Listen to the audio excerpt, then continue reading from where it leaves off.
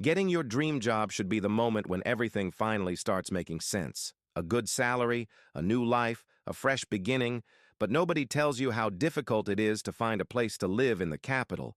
Landlords wanted almost half my paycheck for tiny apartments that barely fit a bed and a table. I didn't need luxury, I just wanted enough space for myself and my collection of figurines that had slowly become less of a hobby and more of an obsession.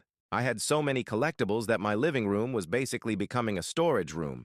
I needed a place where I could display everything properly, a small trophy room where every figure had its own space, but paying half my salary for an apartment was impossible, so every day after work I walked around the city searching for something affordable, something close enough to my office and something that felt like home. After weeks of searching, I finally found it. A two-bedroom apartment only 5 minutes away from my workplace. The price was almost too good to be true, only a quarter of my salary. When I told people at work the rent, they thought I was joking. But the apartment had a few strange things from the beginning. The first thing I noticed was the smell. It wasn't dirty or moldy. It just smelled old. The kind of smell you find in abandoned houses that have been empty for decades. Except this place wasn't abandoned. The real estate agent told me a popular streamer had lived there until a few months earlier, so there was no reason for it to feel like a forgotten building. But the feeling stayed, like the apartment remembered something I didn't know about. The biggest problem was the location. The apartment was right next to a busy road. There were cars all night, headlights flashing through the windows. I need complete darkness to sleep, so I installed blinds immediately. But somehow the light always found a way through.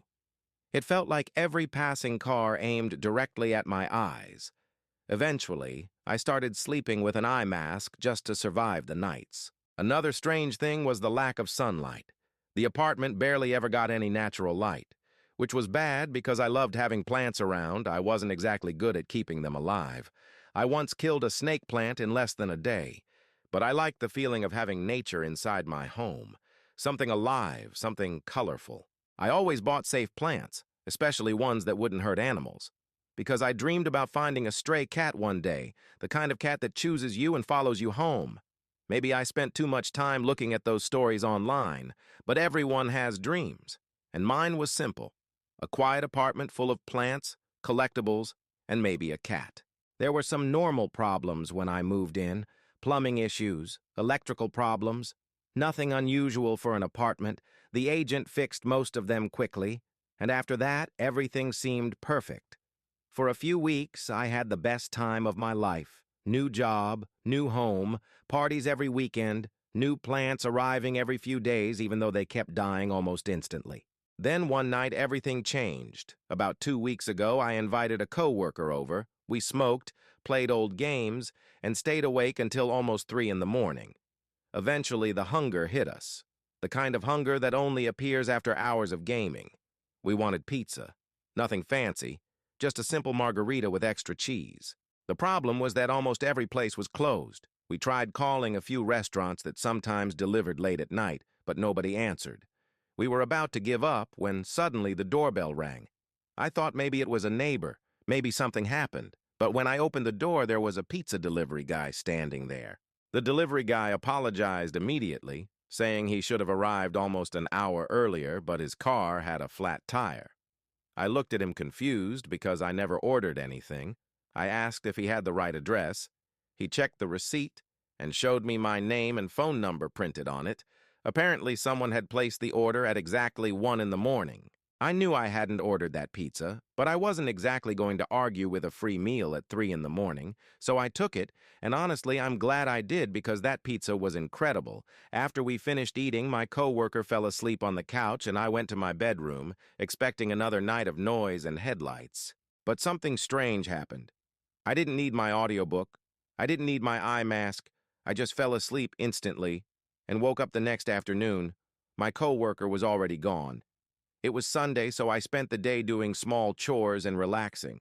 Nothing unusual happened, and for a moment I forgot about the strange pizza. The next day at work was chaos. Not a bad kind of chaos. The kind I actually enjoy. A new feature we launched started breaking, and as the project lead, I had to fix everything. It took hours, But eventually, I found the problem and solved it. When I came home, I finally relaxed with a beer. I walked into my trophy room, the room I had created for all my collectibles. I even bought a small sign for the door because, apparently, I had become that person. But when I looked at the shelves, I noticed something missing. One of my favorite figurines was gone. My Zorro figure from One Piece. I searched everywhere, under furniture, inside boxes, behind shelves, nothing. I started wondering if my coworker had taken it, but that made no sense. He barely knew anything about my collection, and he definitely wouldn't steal one specific figure. So I decided to ask him the next morning. When I asked him at work, he looked completely confused. He said he never touched my stuff. I pulled out my phone and opened a picture I took the day I moved in. I wanted to show him the shelf, because I remembered placing Zorro right in the middle where everyone could see him. But the picture made my stomach drop. The figure wasn't there. At first, I thought maybe I opened the wrong photo, so I checked another one, then another. Every picture from moving day showed the same thing. Every figurine was there except Zorro, like it never existed. I spent my entire lunch break searching through every photo I had, trying to find proof that I wasn't imagining things. But there was nothing. The weirdest part was that I remembered buying it. I remembered the auction, the bids, the money I spent. I remembered fighting other collectors for it. So I opened my auction history, because that would prove everything. I scrolled through hundreds of old purchases. Every collectible I ever bought was there, except one. The Zorro figurine was completely missing. No order, no payment, no history, nothing. That was the moment I stopped feeling confused and started feeling afraid, because it wasn't just the figurine anymore. The pizza, the missing memories, the photos, the impossible gaps in my own life. Something inside that apartment was changing reality, and I had no idea what it wanted from me. That evening, I went home earlier than usual. I walked through the door expecting the same quiet apartment. But something felt different. The air was heavier. The old smell seemed stronger, like the apartment had been waiting for me to come back. I checked every room, but found nothing unusual. I told myself I was overthinking, that stress from work and lack of sleep were messing with my head. People forget things all the time. Memories aren't perfect. Maybe I never owned that figure. Maybe the pizza was ordered by my coworker as a joke. Maybe there was a normal explanation. But then I noticed something on my shelf. One of my figurines was facing a different direction, just slightly, almost impossible to notice. But I knew my collection. I knew exactly how every figure was positioned. I never moved them randomly. Someone had touched it. I walked closer and looked at the shelf. There was no dust around the figure, like it had been moved recently. I checked the others and noticed small changes, tiny differences, things only I would notice. And suddenly my trophy room didn't feel like my room anymore. That night, I installed new locks on the display cases, digital ones with passwords. I told myself I was just protecting my collection, but deep down, I knew I wasn't protecting them from a thief. I was protecting them from something I didn't understand. The next morning, I expected everything to feel normal again. I expected to wake up and laugh at myself for being paranoid, but when I entered the trophy room, I noticed something else missing. Another figure had disappeared. Not one of the expensive ones. Not the rare ones, just a random piece from the middle shelf. Like something was slowly taking them one by one. I checked the security locks. Nothing was broken. No forced entry, no damage. The cases were still locked exactly how I left them. That should have made me feel safe. But instead, it made everything worse. Because if nobody opened the case, how did something inside disappear? I started searching the apartment more carefully. Places I never checked before. Closets, corners, the space under furniture. I even moved the shelves away from the wall, and that's when I found something strange. Behind the display cabinet, there were scratches on the wall. Not random scratches. They looked like marks made by something slowly moving across the surface. Almost like someone had been dragging their fingers behind the cabinet. But the strange part was the direction. The scratches weren't going from the outside toward the shelf. They were going from the shelf toward the wall, like something was trying to get out. I stared at them for a long time trying to come up with a normal explanation, but every explanation sounded worse than the last. And then I noticed another thing. The old smell in the apartment had changed. Before it smelled like an empty house. Now it smelled like something had been living there, something hidden, something waiting. I opened every window, but the smell stayed. It felt like it was coming from inside the walls. That night I didn't sleep. No audiobook, no eye mask. I just sat in bed listening. The street outside was loud like always. Cars passing, engines, people talking, but behind all that noise I heard something else, a quiet sound coming from the apartment. A small clicking sound like plastic hitting wood. I grabbed my phone and walked toward the trophy room. Every step felt heavier. The sound stopped the moment I opened the door. The room was dark, completely silent. Everything looked normal. I turned on the light and checked the shelves. Nothing was missing. I almost laughed at myself. Maybe I was losing my mind. Maybe stress was making me imagine things. But then I noticed one detail. One of the figurines was looking directly at the door. I knew I didn't place it that way. I always faced them forward. But this one was turned toward me, almost like it was watching me enter the room. I moved it back into position and left. But before closing the door, I heard something behind me, a tiny sound from the shelf, like a small object being moved. I turned around quickly, but nothing had changed. The next few days became worse. More things disappeared, not just figurines, small objects too, things I used every day, a keychain, a mug, a book, things I was sure I owned. But when I searched for proof, there was nothing. No photos, no receipts, no memories anyone else shared. It was like the apartment wasn't stealing my belongings. It was stealing the evidence that they ever existed. And slowly I started wondering if it was doing the same thing to me. Because sometimes I would walk into a room and forget why I was there. Sometimes I would remember conversations that nobody else remembered. And sometimes I would look at old messages and feel like parts of my own life were missing. I decided to investigate the apartment itself. If something strange was happening, there had to be a reason. I searched for old records, previous owners, anything that could explain why this place felt different. After hours of digging, I found something interesting. The streamer who supposedly lived there before me had disappeared from the internet. At first, I thought he just quit. Maybe he got tired of streaming, but the more I looked, the stranger it became. His accounts were empty, old videos were deleted, photos disappeared, even comments from people talking about him were gone, like he had never existed. The real estate agent said he moved away, but there was no new address, no goodbye post, nothing. Just a sudden disappearance, exactly like my missing figurines, like someone was slowly removing every trace of him from the world. That night I searched every corner of my apartment again. This time I wasn't looking for missing objects. I was looking for where something could be hiding, and that's when I noticed something behind the wardrobe in my bedroom. There was a small gap between the wall and the furniture. Just enough space for something to fit inside. I grabbed a flashlight and looked through it. At first I saw nothing, only darkness and dust. Then I saw scratches on the floor. They weren't old scratches, they were fresh, and they continued into the darkness behind the wall. I moved the wardrobe and found something that made my hands shake, a small hidden door built into the wall. The door looked ancient, completely different from the rest of the apartment, like it had been there long before the building existed.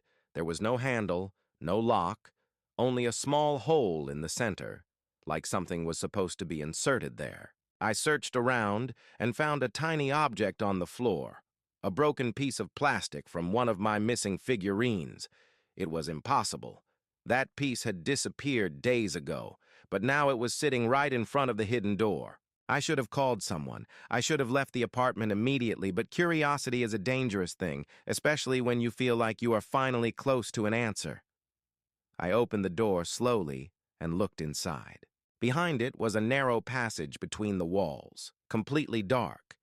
The air coming from inside was colder than the apartment, and the old smell was stronger than ever, like the whole building was breathing through that hidden space. I used my phone flashlight and stepped inside. The passage was covered with scratches and marks, But the strangest part was what I found on the walls. Hundreds of small objects placed carefully in rows. Keys, toys, glasses, books, random things that looked like they belonged to different people. Some were old, some were new, but all of them had one thing in common. They were things someone had lost. And then I saw something that made my blood freeze. My missing figurines were there, every single one, placed neatly on a shelf inside the wall like someone had collected them. But there was something worse. Among all those objects, I found things that belonged to me, things I had never lost, things that were still in my apartment, including my wallet, my watch, and a photo from my childhood. I touched the photo and felt my stomach drop. Because I had no memory of ever owning it, I knew the person in the picture was me, but the background was unfamiliar. The house behind me was not my childhood home. Then I heard something behind me, a quiet movement in the darkness, like something stepping closer.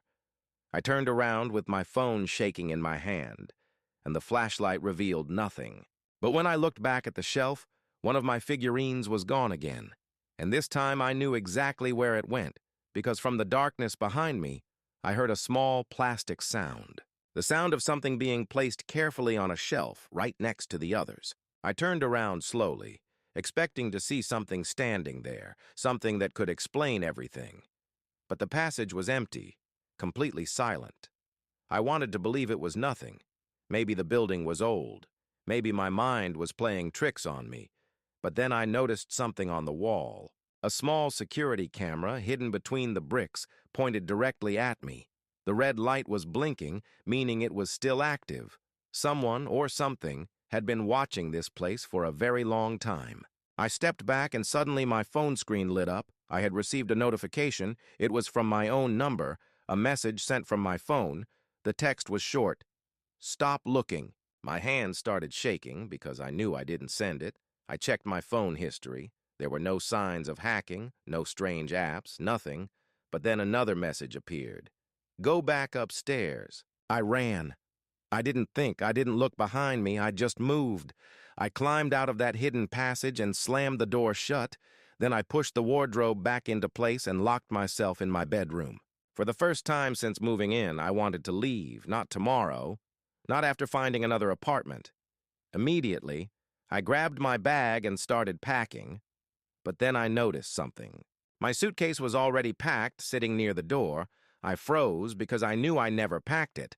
I opened it slowly and found my clothes inside, exactly the clothes I would have chosen myself.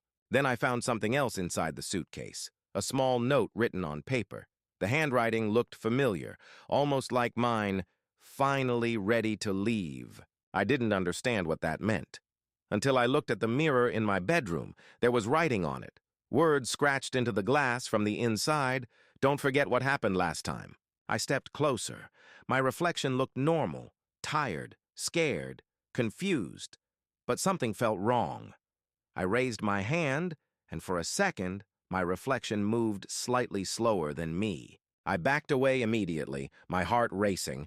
I knew then that the apartment wasn't just taking my things. It wasn't just changing memories. It was learning me, copying me, becoming familiar with me. The next morning, I went straight to the real estate agent. I didn't explain everything. I just told him I wanted to break the lease. He looked nervous, like he had heard this before. I asked him about the previous tenant, the streamer, the person who disappeared. He stayed quiet for a long time, then finally said something I didn't expect. "You're the first person who lasted this long." Asked what he meant, and he told me the truth. The apartment had a history. People moved in, stayed for a few weeks, then left without taking anything because they slowly forgot what belonged to them. At first, it took small things, objects, memories, photos, then bigger things, names, relationships, pieces of their identity, until eventually they stopped remembering they ever wanted to leave. The streamer wasn't the first person who disappeared. He was just the first person who had enough followers for people to notice, and the apartment erased him the same way it erased everyone else. I asked him why he rented it to me if he knew what happened. He looked away and said something that still bothers me. Because he didn't say he didn't know, he said he hoped it would be different this time. like the apartment was something alive that could choose what it wanted. I wanted answers, but more than anything, I wanted to leave. I went back to the apartment for the last time, just to collect my things. I told myself I would be careful. I would not enter the hidden passage again. I would take my belongings and walk away. When I opened the door, the apartment looked completely normal, almost welcoming. The lights were on, the rooms were clean, and for a second, I felt stupid for being afraid. Maybe everything had a logical explanation. Maybe I had just panicked. Then I saw my trophy room. The door was open. Even though I was sure I had locked it before leaving, inside all my figurines were back where they belonged, including the ones that disappeared. For a moment I felt relieved, until I noticed something worse. The figures were arranged differently. They were all facing the same direction, toward the door, like they were waiting for me to return. On the shelf in the middle was something new, a small figurine I had never seen before. It looked exactly like me. Same clothes, same face, even the same small scar on my eyebrow. I picked it up slowly, and the second my fingers touched it, memories flooded my mind. Not my memories. Someone else's memories. People living here before me, people who forgot themselves little by little. I saw the streamer, sitting in the same room, holding his own figurine, realizing too late that he had become part of the collection. I saw others before him, all of them trapped, all of them slowly erased. Then I dropped the figurine and ran. I grabbed my suitcase and rushed toward the front door. But the apartment changed. The hallway was longer than before. The exit was moving further away. Every step I took made the distance bigger. The apartment wasn't a building anymore. It was something else. A trap. A living thing that didn't want me to leave. The walls started making sounds, quiet whispers, hundreds of voices, people who had been here before, people who had lost everything. And among those voices, I heard my own. Not my voice from now, my voice from the future, whispering from somewhere inside the walls. Don't fight it. I stopped because the voice sounded exhausted, scared, like someone who had been trapped for a long time. And then I realized something terrifying. Maybe the apartment wasn't creating copies of people. Maybe it wasn't stealing objects. Maybe it was replacing everything slowly until there was nothing left outside except an empty version. I grabbed the door handle and pulled with everything I had. The hallway shifted again, the walls stretched. But I kept pulling because I remembered one thing. I remembered who I was, my job, my friends, my life, my collection, my dreams, every small detail the apartment tried to remove, and I refused to forget. The door opened and I fell outside onto the street. The sun hit my face, real sunlight, something I hadn't felt in weeks. I didn't look back, I just ran. I never returned to that apartment. I moved far away, got rid of most of my collectibles, and stopped searching for things that were missing. Because some things are better left forgotten. But sometimes, late at night, I hear a notification from my old phone, the one I never use anymore, and every time there is only one message. Your collection is incomplete. I deleted the number, changed phones, moved again, but the message always comes back, and last night I found something on my shelf. A small figurine I don't remember buying. It looks exactly like me.